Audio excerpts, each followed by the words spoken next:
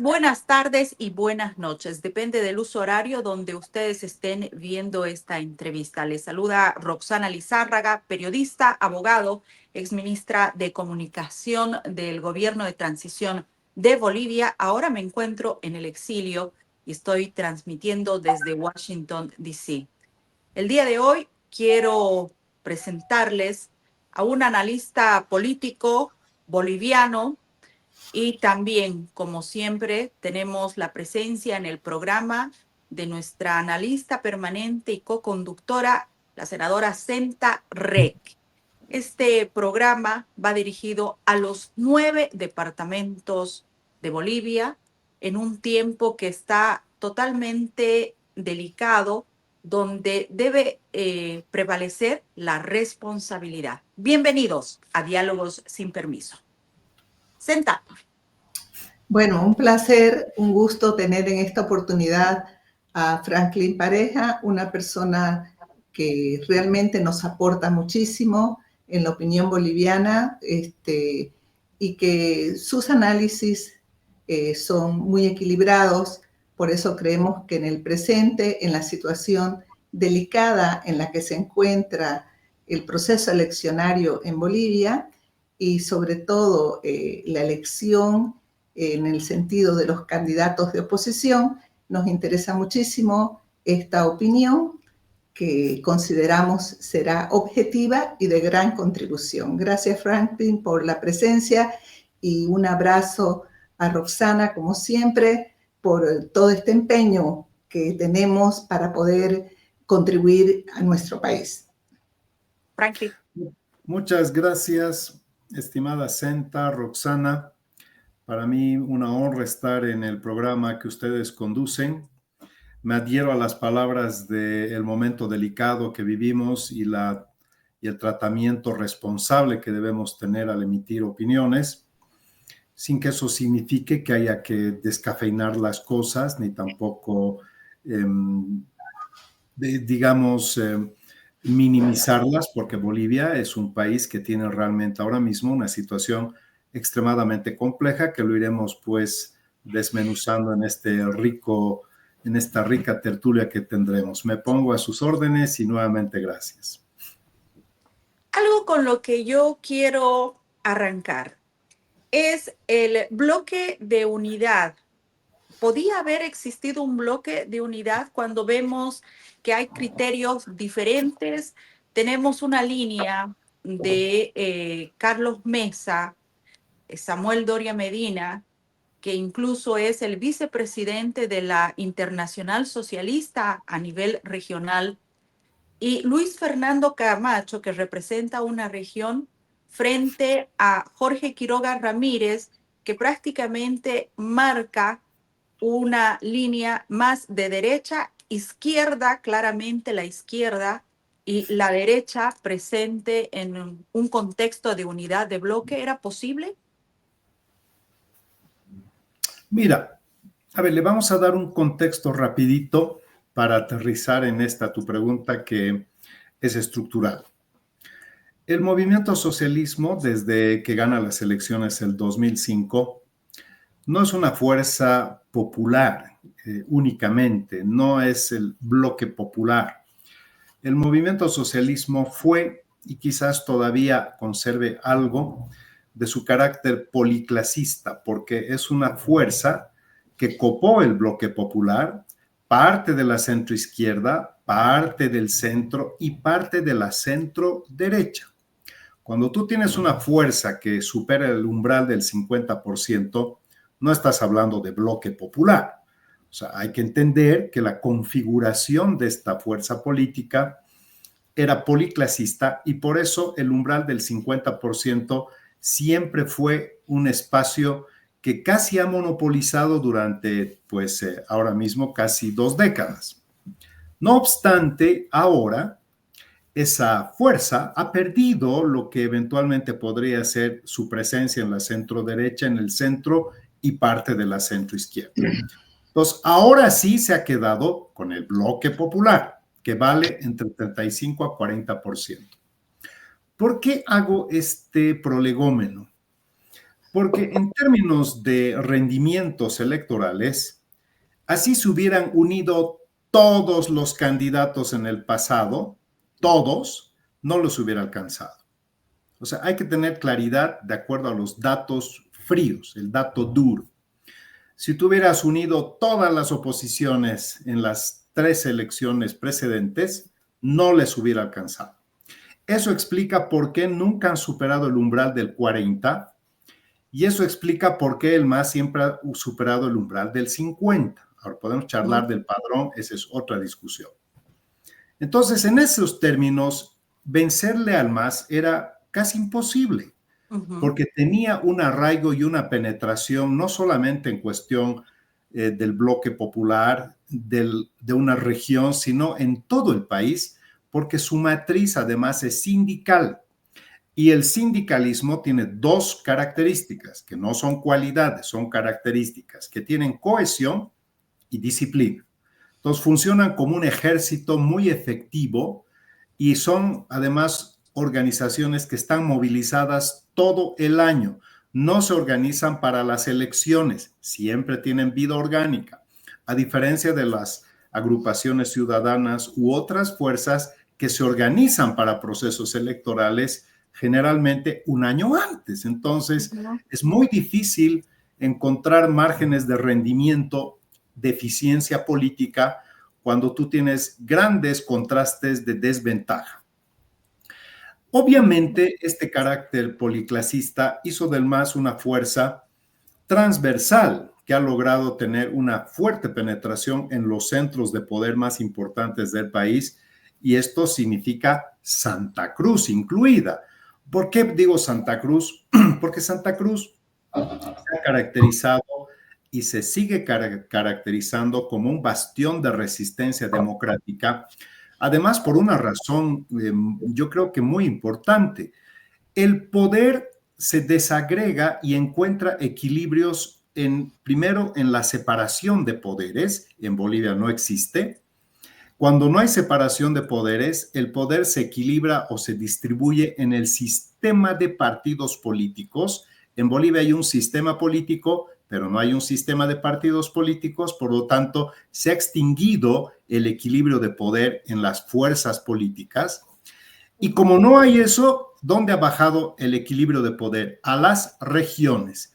Y ahí es donde Santa Cruz tiene una característica muy importante, porque La Paz hace 50 o 40 años era el crisol de la bolivianidad y hoy por hoy Santa Cruz es el crisol de la bolivianidad.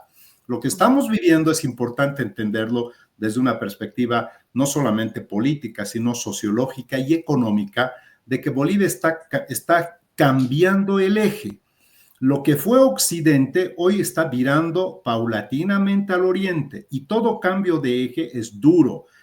Conlleva tensiones sociales. El mundo andinocéntrico está perdiendo fuelle en la competencia política porque los bolivianos han decidido ir mayoritariamente a Santa Cruz y convertir el espacio cruceño en la nueva Bolivia, en el crisol de la bolivianidad. Santa Cruz ya no es lo que fue hace 30 o 40 años. Santa Cruz es hoy por hoy el espacio del equilibrio de poder. Por eso piensan que Santa Cruz es la escisión. No es eso. Lo que pasa es que en Santa Cruz hay una verdadera vocación autonómica que no se comparte con las otras regiones y eso pareciera hacer ver a Santa Cruz como en una soledad con su banderita de resistencia permanente. El día que eso se empiece a irradiar genuinamente en otras regiones, el equilibrio de poder se va a ir estableciendo con mucha más potencia, porque ¿qué necesita Bolivia? No federalismo, no aplica. Eso lo vamos a discutir en otro momento. Hacer funcionar el régimen de autonomías que hoy por hoy no ha despegado ni 5%. Ahora bien, tú me dices, entonces ahora hay posibilidades, sí, ahora sí, estadísticamente, ahora sí se abre una ventana de oportunidad para derrotar al MAS en las urnas. ¿Por qué? Porque más del 60% de la población, para empezar, quiere un cambio, pero no tiene una oferta de cambio, de renovación. Entonces, el espectro de los prospectos políticos no está ofreciendo la respuesta a la demanda ciudadana. La ciudadanía no quiere la foto de los años 90, que pareciera que se hubiera frizado, se hubiera congelado, porque tenemos prácticamente una oferta de precandidatos que son la foto de los 90. Eso no es ni bueno ni malo, es una realidad. Entonces, si tú ves ahora mismo la composición del bloque de unidad, es ecléctica, porque claro, ahí tu observación, Roxana, es muy importante, porque no hay necesariamente un punto de intersección ideológico. Lo que hay es un punto de intersección pragmático y no programático. Unámonos porque aritméticamente vamos a ser más eficientes en la competencia sumando nuestras fuerzas. Eso no funciona así mecánicamente. Hay alianzas o uniones que más bien son contra el pelo, es decir, te van de forma desfavorable. Pero yo creo que ha llegado también un momento de que el sistema democrático en Bolivia, que está quebrado, la institucionalidad constitucional que está desmantelada, ya te plantea necesidades por encima del carácter de la afinidad ideológica, por una cuestión hasta, yo creo que de sobrevivencia política, pero sobre todo de restablecimiento de los baremos mínimos de una democracia saludable, mínimos. Yo creo que Bolivia hoy por hoy es un país fracturado socialmente, insolvente económicamente y totalmente desordenado en el plano de la institucionalidad. Entonces, una multicrisis que ya no necesariamente tiene que ser enfocada como que la solución viene por la izquierda, la solución viene por la derecha, la solución viene por ser más centrista, sino quizás una comprensión de que hay que anteponer inclusive algunas barreras desde el punto de vista ideológico para encontrar un corpus más competitivo. Pero yo aquí agregaría, Roxana, me parece, bueno, excelente.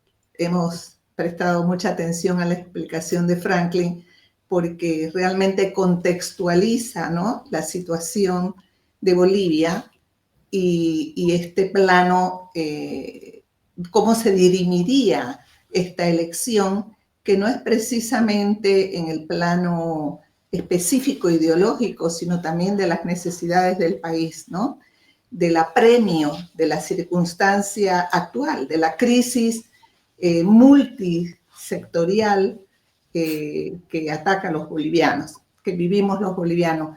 Pero acá creo que es pertinente justamente hacer ya algunas puntualizaciones de por qué se ha producido esta crisis también en el bloque llamado bloque de unidad, ¿no? Esa aspiración que surgió justamente de la necesidad de una recomposición de la oposición para ofrecerse como una posibilidad electoral que tenga una victoria en el presente y que nos dé una oportunidad a los bolivianos de hacer un cambio de timón. Sin embargo, creo yo, no estuvo bien concebida. No generaron válvulas de seguridad, una estructura mínima interna como para posibilitar que las crisis internas que se iban a producir en consonancia, que era lógico porque hay conflicto de intereses, hay conflicto de posiciones ideológicas porque no son las mismas, o sea, no hemos tenido tiempo ni siquiera de dirimir cuál es el planteamiento y la propuesta país que tiene cada uno de los integrantes. O sea, eso ha quedado en la oscuridad total. Simplemente conocemos la cara de los participantes y han querido resolverlo por encuesta, ¿no? O sea, por encuesta y porque además en una especie de articulación que no existen fiscalizadores, personas que pueden solucionar las crisis, que sean verdaderamente imparciales o que representen instituciones, por lo menos, que puedan ayudar a dirimir los conflictos con objetividad y en igualdad de condiciones. Yo, en la tremenda responsabilidad que tenemos los bolivianos en este momento, pues me parecería un absurdo decir que la crisis viene de tal o cual o simplemente crucificar una o dos personas como quienes han ocasionado la crisis. La crisis viene de la estructura misma como fue concebida del bloque de unidad, porque en apego a la verdad, el señor Carlos Mesa, que era el dirimidor, y no tengo nada en contra de él, o sea, no se trata de una postura en lo personal, pero no podía generar esa articulación, porque es parte del proceso, toda vez que muchas personas incluso de su bloque de Comunidad Ciudadana son ahora ya candidatos de uno de los candidatos del bloque de unidad. Entonces no puede haber, hablando en esa objetividad, sin crítica, pero siendo evidente lo que es objetivo, no puede dirimir una contienda a alguien que ya es parte. Entonces, en la primera de cambio que han soplado vientos de adversidad, se han encontrado sin ningún mecanismo para poder generar una articulación de nuevo o encontrar el mecanismo que pueda continuar con este bloque. O sea, también nunca creí que se pueda solucionar por una encuesta o que se pueda decidir el candidato por una encuesta. Siempre lo vi absolutamente con escepticismo, querido Franklin y Roxana. Sí, yo sé. Me pareció que eso era sumamente arbitrario, precario, peligroso, pasible de cualquier tipo de manipulación de cualquiera de los integrantes del bloque y siempre, o sea, no entendía cómo se seguía tratando de avanzar en ese camino con un mecanismo que de por sí ya estaba en riesgo de crear más problemas que articulaciones, ¿no? Exactamente. Y ahora, en las últimas horas, Jorge Tuto Quiroga, que ha sido una de las personas que es parte de este bloque de unidad, tal vez la persona más atacada por su posición que ha tomado, pero en la carta que redacta y hace llegar al Tribunal Supremo Electoral, prácticamente, no sé, ustedes me ayudarán a aclarar esto. Yo leo esta carta como que el bloque de unidad se convirtió en un bloque de unidad, de unión entre Carlos Mesa, de unión entre Samuel Doria Medina, Luis Fernando Camacho, el bloque de unidad en contra de Tuto, y que esto prácticamente tenía un fin: bajar la candidatura de Jorge Quiroga Ramírez. Él habla de encerronas, habla de posiciones claramente ocultas, desleales por parte del equipo de Samuel Doria Medina en términos de retrasar cualquier proceso de encuesta. También habla de imposiciones que quieren hacer las tres personas, donde existen claramente varios representantes de la fórmula de Carlos Mesa, pero también de la línea de Creemos, de Luis Fernando Camacho, porque han estado ambos partidos, ambos sectores políticos, con representación de personas que son de estas filas, que pertenecen a las filas de Camacho, que pertenecen a las filas de Carlos Mesa, acompañando en declaraciones, conferencias a Samuel Doria Medina. ¿Cómo ustedes leen esta carta y cuáles son realmente los tópicos que tiene el Tribunal Supremo Electoral de poder suspender candidaturas por la publicación de encuestas? Franklin. Mira, el argumento que sostuvo don Jorge Quiroga era un argumento respaldado en una contravención de la ley 026, que no se pueden difundir encuestas. No obstante, para ser precisos, hay que determinar que las encuestas se las realizan a candidatos y no se pueden difundir si no tienen autorización. En este caso, nadie es candidato. Es un sondeo de opinión de precandidatos, de tal manera que la ley no abarca el universo de precandidaturas.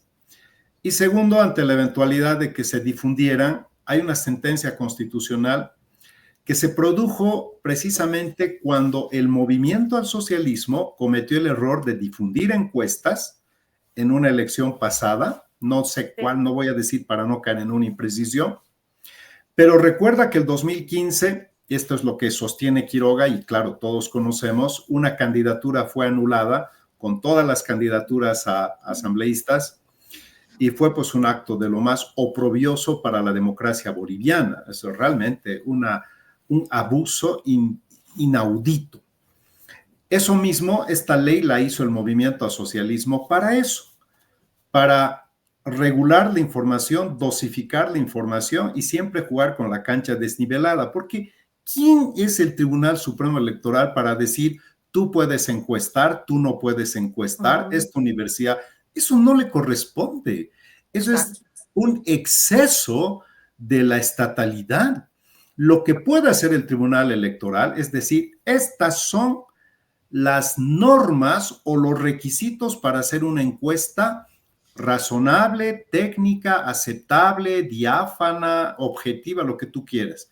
Puede poner las condiciones, pero más allá de eso, que tenga que decir, de acuerdo, tú puedes, tú no puedes, es un exceso. Y eso está en la un ley. exceso, pero creado por el régimen. Es un exceso que ya está en la ley y es... Ya está. Ahora, el punto radica en que el 2015 se aplicó draconianamente para don Ernesto Suárez. Exacto. Y cuando el MAS cometió el mismo error, inmediatamente los representantes del movimiento al socialismo interpusieron un recurso ante el Tribunal Constitucional declarando que esa medida de anular una fuerza política por difundir encuestas es un exceso y además es inconstitucional. De tal manera... Con la candidatura de Arce. Fue con la candidatura de Arce y yo presenté un recurso. De tal manera que, claro, ellos en clave interna resolvieron en su favor, pero eliminaron entonces la prohibición de la difusión. Por lo tanto, ya no hay nada que hablar desde el punto de vista técnico-jurídico. Don Jorge Quiroga ya no tendría que tener dudas al respecto. Esa carta que manda, yo creo que el espíritu debió ser otro. Claro, no sabemos los tejemenejes internos, pero... Exacto, pero tampoco tenemos la garantía de que van a actuar conforme a ley.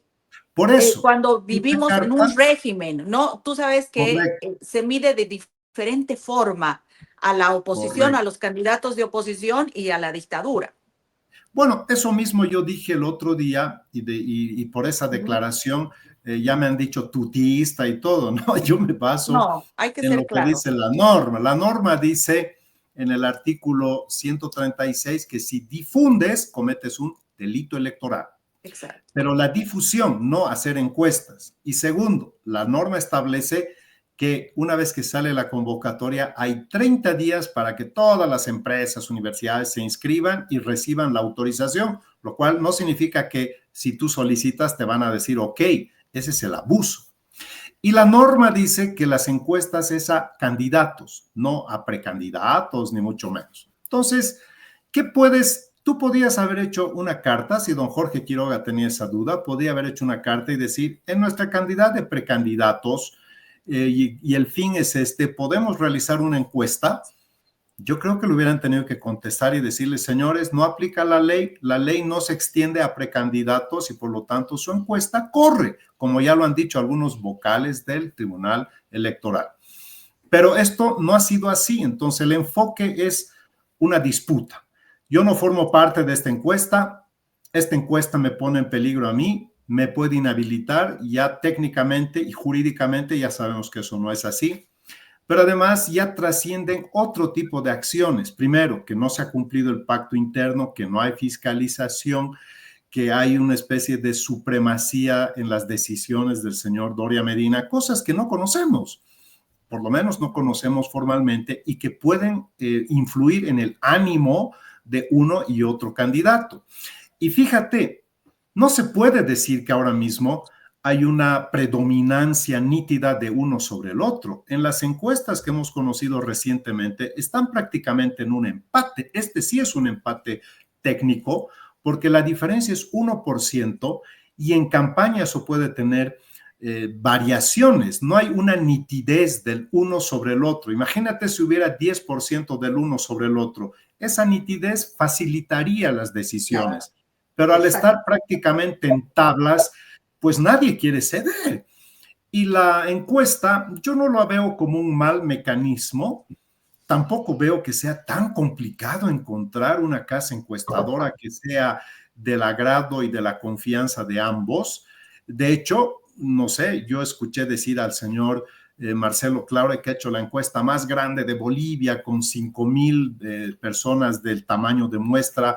No es la más grande. La anterior elección, quien ha hecho la encuesta más grande nunca antes hecha en Bolivia es la Fundación Jubileo, con Exacto. 14,000 personas en todo el país, con un margen de error por debajo del 3%, estándares internacionales, y con una irradiación territorial extensa nunca antes vista. Y a raíz de esa encuesta, Senta y Roxana, se bajaron de la competencia Yanine Áñez. Jorge Quiroga se bajó porque creo que tenía 3%, estaba totalmente en la lona en esa oportunidad. Ahora, Bolivia vive una crisis económica, entonces los perfiles de los candidatos que la gente busca están más asociados a quién puede resolver las crisis o la crisis. Por eso hay una cierta recuperación en el perfil tanto de Samuel, que nunca ha sido un candidato que ha superado el umbral de los 25 30, lo propio Jorge Quiroga, y hoy por hoy entre los dos llegan al 35. Entonces, mi conclusión es que están disputando la candidatura, pero no le va a alcanzar solito a don Jorge Quiroga si va, no le va a alcanzar a don Samuel si va solito, porque además tienes ahí a Chi y a Manfred Reyes Villa, que juegan fuerte y tienen por lo menos una base de 20%, y eso debilita. Por tanto, alianza de dos en este momento, así como están los números, no es suficiente. No es suficiente. Y no hay tampoco alianzas automáticas. Ustedes conocen mucho la vida política. Senta, tú eres una política de mucho tiempo, y tú, Roxana, haces seguimiento a la política y también ha sido política. Entonces, estamos hablando entre personas que sabemos que no hay pues sumas aritméticas de capital social. Así que yo creo que es una disputa estéril, porque al final están dinamitando la construcción de algo que pide la ciudadanía. Oiga, de una vez por todas traten de hacer una piña, porque ahora sí se les ha abierto la ventana. Antes no pudieron, les repito, Senta, Roxana, en las anteriores elecciones, así se hubieran unido todos, no hubieran logrado. Pero me interesa mucho, Franklin, me interesa mucho eso que planteas con objetividad, de que incluso, porque es bueno hablar con la verdad, digamos, y con evidencias, no hablar simplemente por el cruce y el fragor de todos los que son los posicionamientos en este momento que se están polarizando entre Samuel y Tuto. Es muy importante esto que vos has reflexionado en base a un análisis y evidencia de que ellos juntos tampoco. No es que ellos van a solucionar la crisis Samuel Tuto, que están en un empate prácticamente. No les alcanza además entre los no dos. No les alcanza. El bloque de unidad no se concreta ni está específicamente relacionado con la alianza de ellos dos. Tiene que abarcar a los otros candidatos que también tienen caudales importantes dentro de la votación, como ser Manfred y Chi. Más allá de los claros oscuros que tiene Chi, ese es otro tema, pero las evidencias está que tiene un nivel de votación. Entonces, poner en el ojo de la tormenta, y eso es lo que yo no estoy de acuerdo en este momento, porque como vos decís, has utilizado un término muy apropiado. Están dinamitando en realidad la posibilidad de que haya un bloque de oposición con esta tormenta que se ha generado, porque no se pueden poner en el ojo de la tormenta solamente esta confrontación. Tenemos que tener esa capacidad de decir, incluso ese empate anticipado que han demostrado, y es algo que yo quiero también puntualizar, a mí no me pareció correcto. Esto comienza cuando empiezan a publicarse encuestas previas a esta encuesta que se debería definir en el bloque de unidad. Debió haber un mayor cuidado con esto. Justamente este empate se muestra como una intencionalidad, porque en política no hay nada inocente. En política todo tiene un porqué, tiene un objetivo. Entonces, al mostrarse de una manera intencional este empate y mostrarse no como empate, sino como una aparente victoria, se genera de un candidato sobre otro, digamos así, de los que puntean en oposición, se genera pues esta fractura, porque empiezan ya las desconfianzas al interior de los mecanismos que se habían acordado para poder solucionar y dirimir el conflicto. Cuando vos ya empezás a estar desconfiado, no podés seguir dando pasos adelante. Entonces, el tema sería ahora, en vez de ese silencio y de que el bloque se quede con, no sé, 3 fuerzas políticas y uno aparte, el bloque que se había consolidado hasta ahora, porque habían personas que estaban afuera, ¿no? Que vemos que necesariamente también deberían integrarse. En vez de eso, que no sería una solución para Bolivia, no mostraría ninguna posibilidad, no se podría llamar bloque de unidad, porque definitivamente nos está dejando en la misma situación de candidatos que se alían entre sí, pero no como bloques de unidad, sino como bloques de afinidades.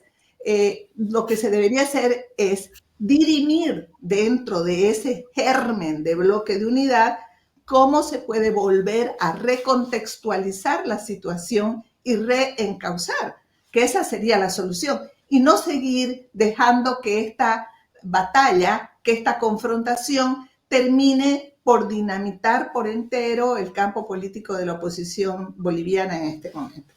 No, ahora yo les planteo esto, o sea, tratemos de darles ideas, de sugerir algo para que podamos lograr el objetivo, y el objetivo mayor es recuperar Bolivia. Dentro de todo este proceso de unidad que ha existido, hay algo que bloquea, si quieren, para que pueda existir una unidad honesta, verdadera, y es que se conoce que tiene muchos intereses. La gente de Carlos Mesa, la gente de Luis Fernando Camacho y quienes acompañan a Samuel Doria Medina tenían muchos intereses de ocupar un cargo, un puesto, ya sea en el Congreso, una diputación, una senaturía, y esto prácticamente ha sido cerrado por el grupo de Tuto Quiroga. Cuando a Tuto Quiroga se le señala que podrían participar, o sea, que se repartan de alguna forma las cuotas de poder, Tuto Quiroga da un paso al costado y no acepta esta negociación. Y es por eso que deciden conformar estas 3 personas una alianza y caen representantes de Carlos Mesa, caen en las filas de Doria Medina, y representantes también de Creemos caen en las filas de Doria Medina. Frente a esto, ¿qué podríamos nosotros proponer?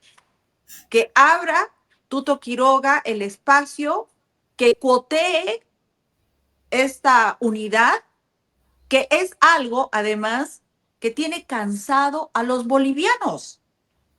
No lo hace porque sabe que esta decisión puede costarle la candidatura a cualquier candidato de oposición. Es algo que los bolivianos no quieren, pero es necesario. ¿Cuál es la solución que ustedes podrían plantear en este escenario? Mira, no hay una, yo creo, ecuación o fórmula salvadora en este momento. Yo no veo. Porque lo primero que debería primar es que el acuerdo se base sobre una visión compartida que tiene que ver con una vena programática. Entonces, ahí es donde tú encuentras puntos de coincidencia que te permiten, en base a coincidencias de visión país, decir, armaremos este plan porque tenemos una visión compartida. No hay eso.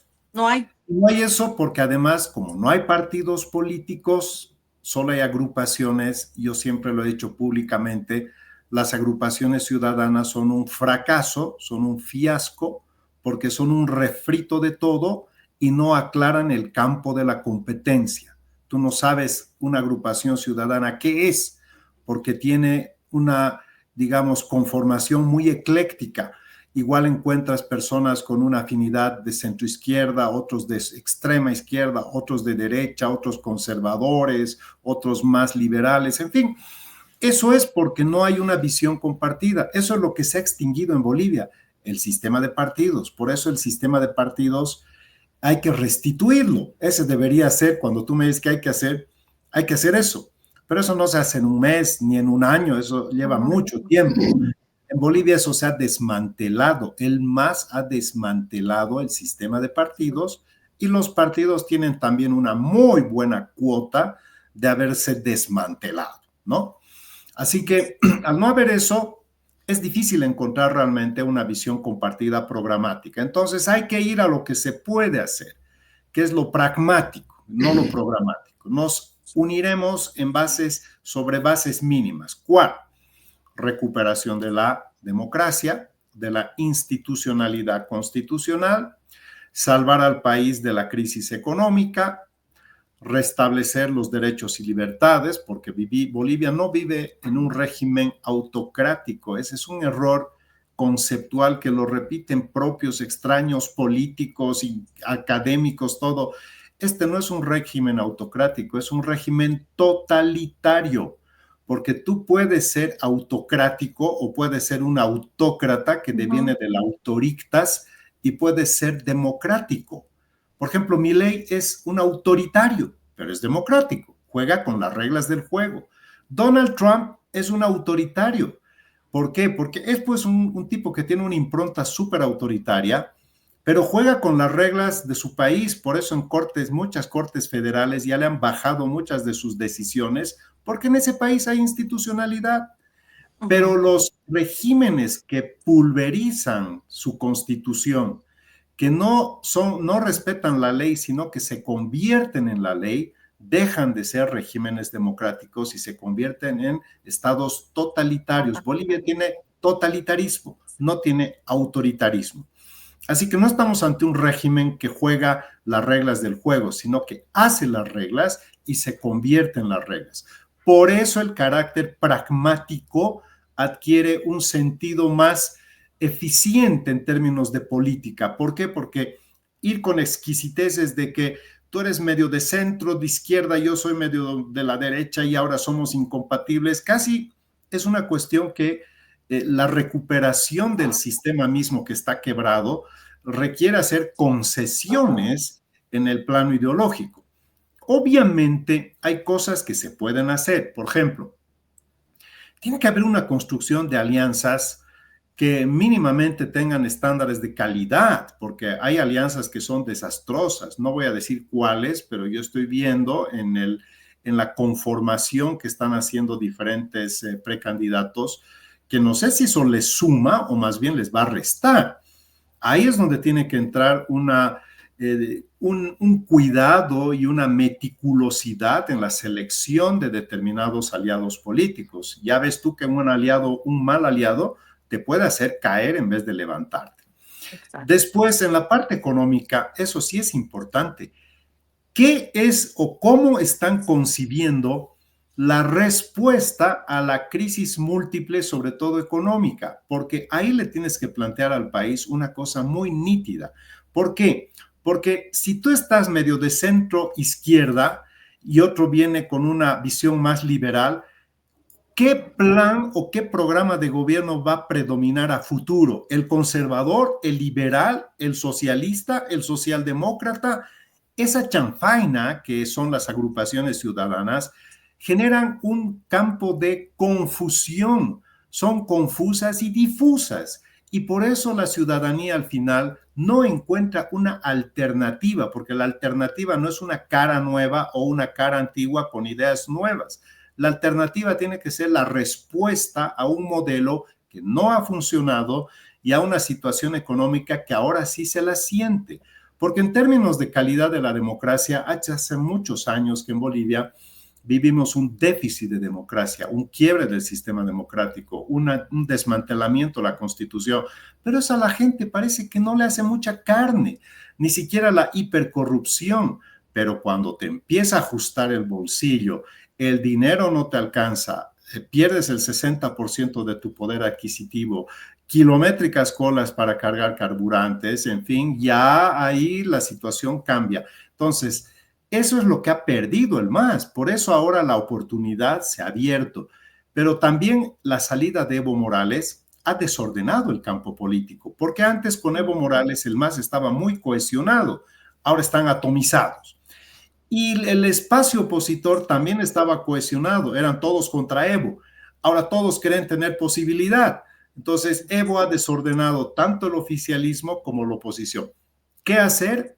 Hay que tener puntos de intersección claves en constitucionalidad o institucionalidad constitucional, en temas de economía con mucha claridad y una selección de aliados muy cuidadosa.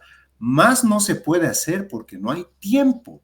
Entonces, estás con un recurso tan escaso que día que pasa se te van acortando las opciones.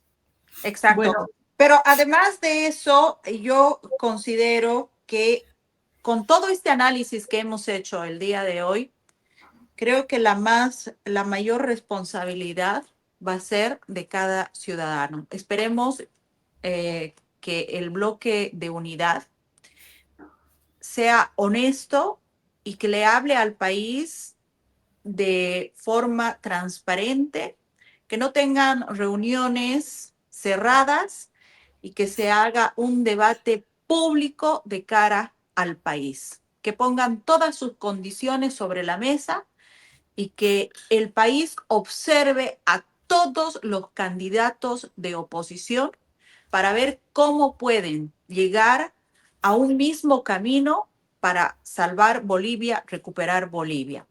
Hemos llegado ya al final de nuestro programa. Ha sido un gusto, Franklin, tenerte en nuestro programa. Seguramente vamos a poder conversar más adelante sobre otros temas, porque en este momento la llama de Bolivia por la recuperación de su libertad empieza a nacer. Y esta lucha de los bolivianos que queremos una Bolivia libre y sacar a la dictadura del país, sacar este totalitarismo, no ha terminado. Esto es hasta el final. Senta, muchas gracias. Bueno, creo que para ser también muy responsables en este momento, es importante puntualizar que nunca ha habido, no se conformó en realidad una estructura que se hubiera podido llamar bloque de unidad. Era un intento, un germen, y sigue siendo ahora un germen en confrontación, en una situación intestina que no se está pudiendo resolver como debería resolverse. Pienso que al interior de ese germen de bloque de unidad, que no se puede llamar bloque de unidad, no están generándose los mecanismos adecuados para dirimir estas tensiones que se han generado, las susceptibilidades, muchas de las susceptibilidades también con bastante, o sea, con observaciones que son reales, ¿no? Y con respaldo de algunas personas que tienen objeciones que tienen que ser tomadas en cuenta y que se debe generar un bloque fortalecido para poder capear la crisis con representación de ciertas instituciones, fiscalizadores, gente independiente, observadores, gente que no va a formar parte de la política en el momento actual y que tiene la capacidad de ver por el país, por un proyecto para Bolivia, donde se tomen en cuenta estas observaciones tan importantes que ha hecho Franklin ahora, de que no puede ceñirse estrictamente a lo programático como tal, pero sí de una visión país, de un compromiso de visión país, hacia dónde se va a dirigir el país y cómo se van a solucionar los problemas estructurales, como ser la crisis económica, la crisis social, del órgano judicial, etcétera. Porque sí, eso tenemos que saberlo los bolivianos para poder optar por un candidato o por otro, ¿no? Es indispensable. Si el bloque de unidad no toma en cuenta esta exigencia de fortalecerse con terceras personas independientes, sí, observadores y personas que pueden encontrar la posibilidad de encontrar mecanismos idóneos para solucionar la crisis, pues no fue nunca un bloque de unidad. Fue simplemente un bloque de cumpas, de amigos, de correligionarios, de candidatos que pugnaban entre sí, pero no se lo puede llamar en el estricto sentido de lo que los bolivianos necesitamos como bloque de unidad. Qué buena propuesta la de Senta, ¿no? Que otras instituciones se hagan cargo para unir a todos los candidatos de oposición, los sienten, y esta responsabilidad es tan grande con el país que creo que es una de las salidas. ¿Qué te parece ese planteamiento, Franklin? Una idea creativa, que así es como tienen que surgir en medio de las crisis, ideas. A veces las crisis se descongestionan con ideas creativas. Yo celebro, me gusta mucho esa opinión, porque si el bloque de unidad se circunscribe únicamente como un cónclave para tomar decisiones entre ellos, probablemente están negando a la otredad. Por ejemplo, yo públicamente sostengo que si siguen insistiendo todo el tiempo en que Manfred y Chi son opositores funcionales al MAS, que son opositores encubiertos, en fin, los van a terminar arrimando al MAS. Lo que tienen que hacer más bien es crear un puente de oro para traerlos a este lado. Los números te dicen que no te va a alcanzar. Los números te dicen que necesitas de Chis, necesitas de Manfred, necesitas de Vicentes, de Amparos, de... Hoy por hoy ya hemos visto que ser exquisitos desde la perspectiva ideológica, quizás es un momento de que van a tener todos que hacer algo de concesión, pero recuperar la institucionalidad de la democracia no es fácil, y al frente tienes una maquinaria que está apalancada por una corporación política transnacional. Estos juegan en otra liga, mientras Exacto. Ven cómo la oposición se pelea, se dispersa, aplauden, pero ellos están haciendo su trabajo silenciosamente y pueden aparecer con grandes sorpresas. Bueno, yo me despido, les agradezco profundamente, no solo por haberme permitido pues abordar un poco mi visión, sino por aprender tanto de ustedes, así que les mando un abrazo muy cariñoso y espero verlas en otra oportunidad. Seguro que sí, Franklin. Un abrazo a la distancia a ambos, Franklin, Senta. Chao, queridas amigas, un gran abrazo para las dos. Un gran abrazo.